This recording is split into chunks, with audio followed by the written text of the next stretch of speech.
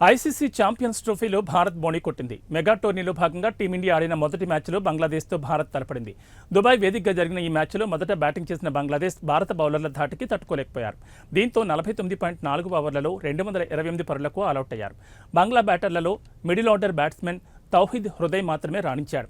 అనంతరం లక్ష్య ఛేదనకు దిగిన భారత్ 46.3 ఓవర్లలో 4 వికెట్లు కోల్పోయి 229 పరుగులు చేసింది.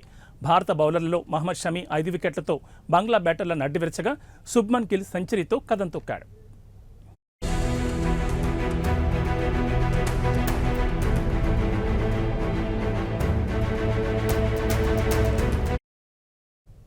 అయితే ఈ టోర్నీలో అసలు మజా ముందుంది. ఆదివారం చిరకాల ప్రత్యర్థులు భారత్, పాకిస్తాన్ తలపడనున్నాయి.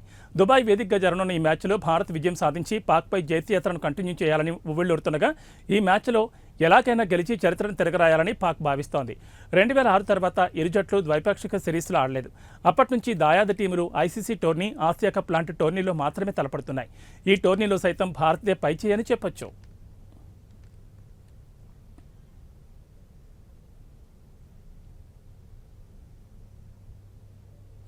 టోర్నీలో విజయంతో భారత్ ఉత్సాహంతో ఉంటే కివీస్తో ఆడిన మొదటి మ్యాచ్లో ఓడిన పాక్ గెలవాలంటే ఖచ్చితంగా భారత్పై గెలవాల్సిందే.